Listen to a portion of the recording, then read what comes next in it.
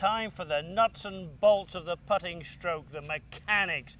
Now, we've been influenced by two people in particular. Many people have influenced Lisa and I, but in particular, we've been influenced by Christian Marquardt from Science and Motion, Sam Putt Lab, and Paul Hurrian from Solihull, England. Great influences on the science of putting. So we're going to put some of their graphics in that they've so nicely said we could use. We're here at Lake Nona Golf and Country Club. We've got about a 9-footer going straight up the hill here. So what are the nuts and bolts, the mechanics of the putting stroke? Well, let me tell you what they are, and then we'll go into each one bit by bit.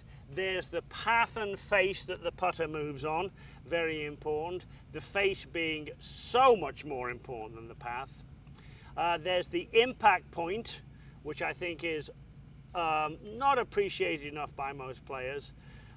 There is the length of the stroke. How long should it be? Should you be the same amount back, the same amount through, longer backswing, shorter backswing?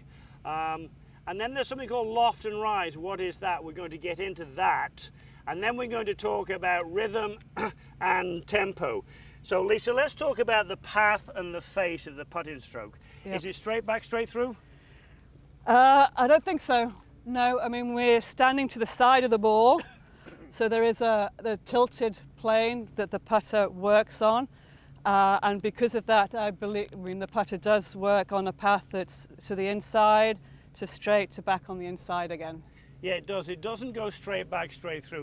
Even with the shortest of putts, it may appear that it does, but it's always moving on a very small, minuscule arc as you're going back and as you're going through. Now look, this is, again, we've said it once, we'll say it again, we'll say it again. The most important thing in putting for direction is the direction of the club face when you hit the ball. Remind me one more time. The direction of the putter face is how responsible? It's 90%. 90%. For the start direction. 90% for the start direction. Yep. It's 90% the angle of the face. Yep. So we don't want any sort of opening or closing of the club face, but we actually said the putter face doesn't go straight back, straight through. But I do want you to keep the putter face square. Square to what? Square to the arc you swing on. Yeah. So here's a drill that I learned from Frank Thomas, who's a great scientist, USGA specialist. And Frank said, look, to get the feeling of the putter moving on the right path and maintaining the right relationship with the face of the putter to the stroke, this is a great drill. Frank would have me set up, and then he would have me lift the putter so it's about eye level.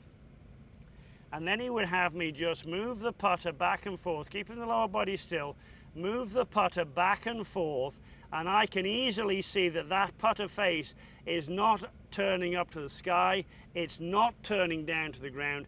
The putter face is actually staying about perpendicular to the ground, but the putter is moving on an arc. Now I say there are two arcs in putting, and perhaps Lisa could help me here. If you were to just hold a putter up to the edge of my putter as if it was a wall, if you see a wall there, when I'm doing this a little bit higher, I got that too low, sorry, but you will see the putter head in this instance comes away from the wall, would go towards the wall, and comes away from the wall. So that's one arc. It's going from on the ground to somewhat up in the air, to back on the ground to somewhat up in the air. So there's an up and down arc, and of course, as Lisa already showed you, there's a sort of an arc to the inside. Thank you. So Frank Thomas's drill, and it's a very good one, is just hold the putter up here, and you want the upper arms to be somewhat close to the body when you do this. So I like people to just practice getting a couple of gloves, put them under the arms when you do the Frank Thomas drill. I like being connected with the putting. So here's my drill, and I'm just going to bring that down to the golf ball and feel that I make about the same sort of arc. Now there's a sort of cadence to it, of course there is. I've aimed, I hope I've aimed in the right direction, I've aligned, but I'm going to let this putter move in a two-way arc here. It's going to move back and up and in. It's moving on a two-way arc. Just got the blade a little bit closed there.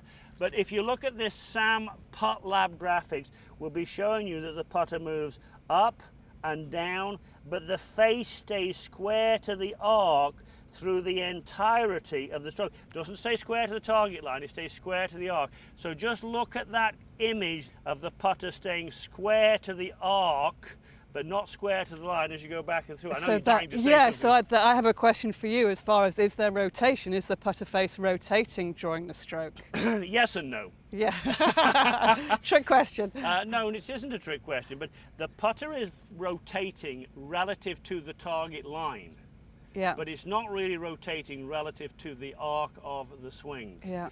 So it's not that you feel you're twisting the putter face in that manner by any means, but relative to the target line, the putter face is opening and closing some. And I don't think we've seen on Sam Putt Lab, I don't think we've seen any strokes where that is not the case. Let's see you hit one here, Lisa. So I think, so the idea of, if you're trying to think that the path is straight back, take through, and the face stays square to that path that's straight back and straight through, that isn't what the best putters do. Absolutely not. I mean, You're going down the wrong track if you're thinking that. yeah, you are going down the wrong track if you're thinking that, that's for sure. Okay, so let's roll one up here. Maybe you can do better than I did, I hope so. Yeah, that's better than me. That's why you were the tour pro and I was the tour pro for just about half a day. Look, so there is an arc.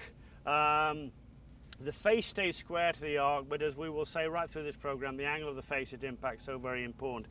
The impact point, the place at which you hit on the putter. Again, we've got some very nice Sam Putt Lab graphics here to show you the impact point.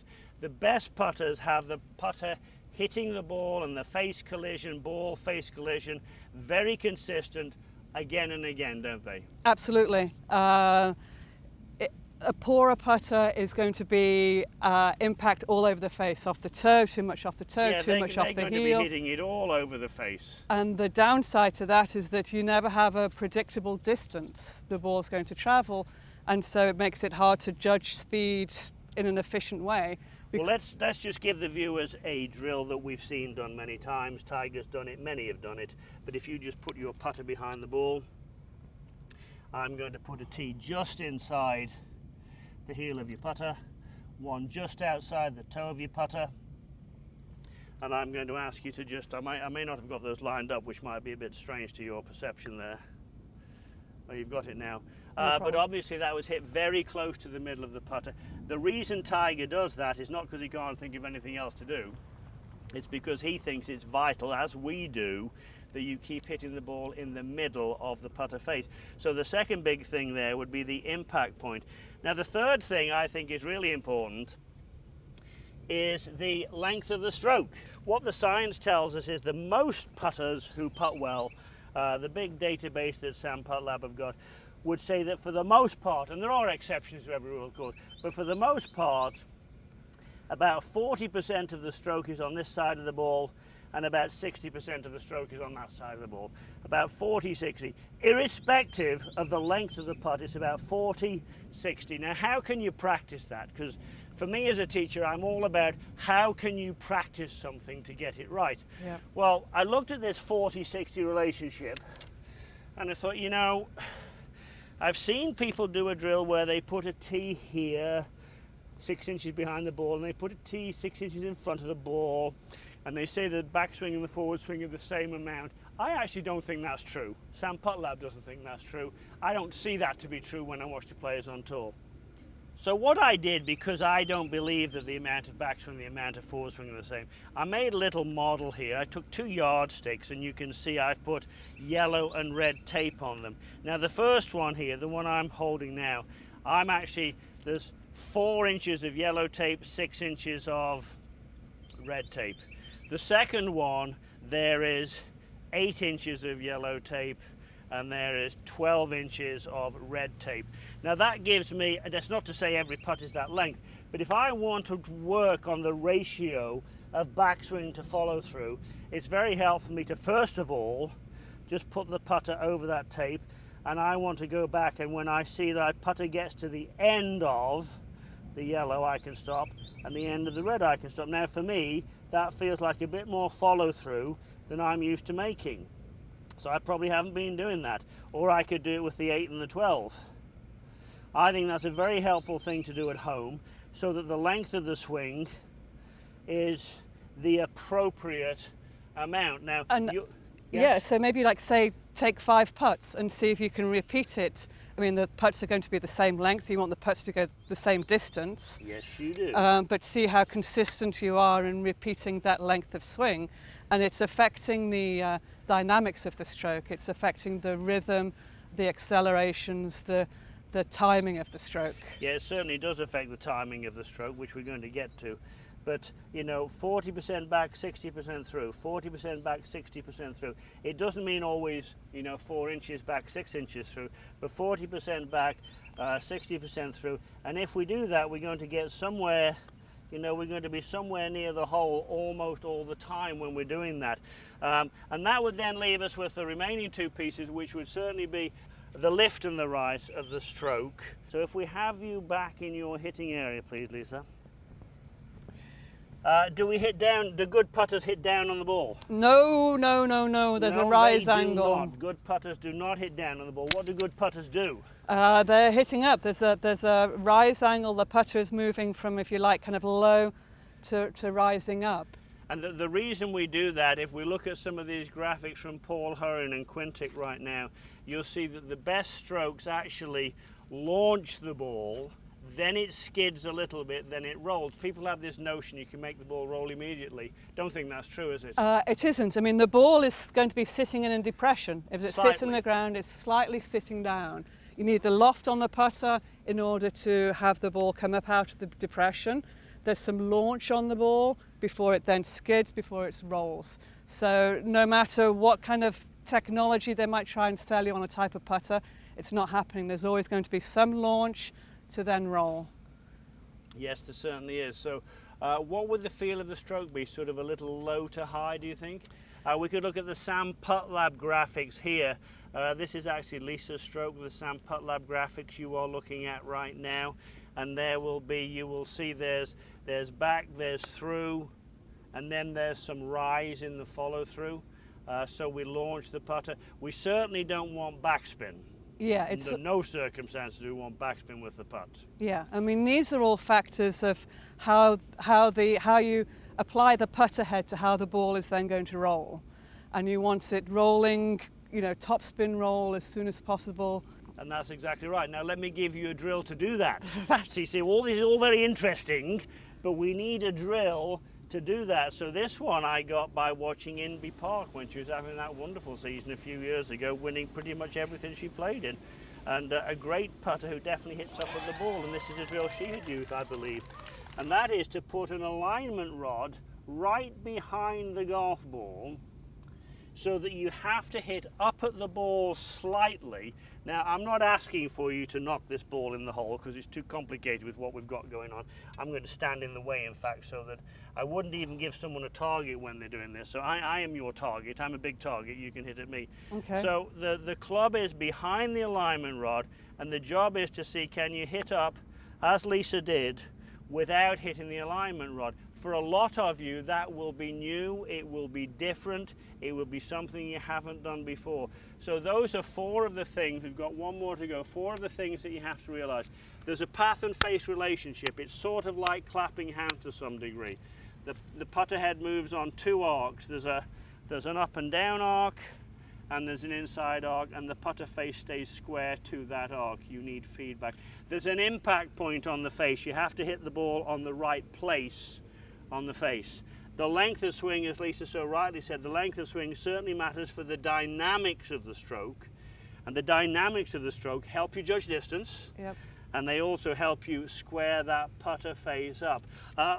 Lift and rise, you want the putter swinging up a little bit. It's de-lofted but swinging up a little bit, so you launch it, it skids, it being the ball, you launch it, it skids, then it rolls.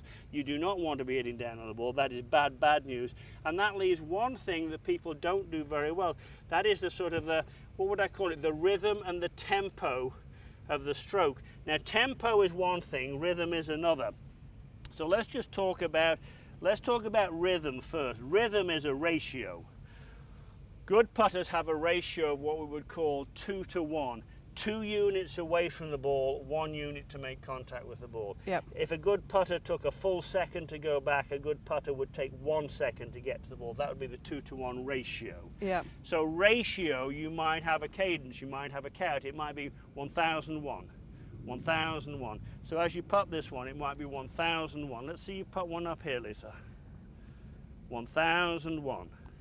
1001. And that's a nice sort of cadence to that stroke. Tempo is something different. Yep. Tempo is the time that the putting stroke takes, perhaps from start to finish. And for tempo, again, I'm going to use my cell phone as I did for aim. And I'm going to go to my metronome screen. I'm sure you can hear that. You can download a metronome app on any phone free of charge, so it's worth doing. And you want to practice your stroke. It's so helpful to practice your stroke. This is at 75 beats per minute, which is what most tour pros are close to that. Yep. But it's not. Let's show them what it's not. If you put, I'm going to have this clicking, you put the putter behind the ball. We are not saying not, no, don't. It isn't tick, tick, tick. Tick, tick, tick. It's not that. That's not what we're saying. What we're saying is 1, 2, and then the follow through should finish with the last click. Otherwise, it wouldn't be a 2-to-1 ratio. Yeah. So as you're it's going, the tempo of the overall stroke from tempo of the start overall stroke to finish. So let's see if you can just keep time to this. Yeah, that was a beautiful rhythm to that stroke. One more, beautiful rhythm to that stroke. So those are the parameters. One more with a really good rhythm to the stroke here. Yeah, very good. And that's a beautiful rhythm to the stroke. So those are going to be the pieces that will make up your improvement in putting. Work on your path face, knowing that face is way more important than path for direction. Work on your impact point, that does matter between the two tees. Spend some time working on the length of your backstroke and the length of the follow stroke and get that ratio correct. Understand you have to hit up at the ball a little bit and understand the rhythm and tempo, either with the cadence of 1001 or with the metronome. Now there's a lot in that. That is the nuts and bolts, that's the mechanics of it. You know, don't try and do that all at once, or otherwise you will be in a real tizzy. The rest of what we're going to do today is applications that you can easily take to the golf course. Yep. But we wanted to talk about what needs to happen. You might want to take just one of those pieces at a time and work on them, and gradually let them become part of what you do to be a good putter. But each one of those pieces that improves, you will improve as a putter.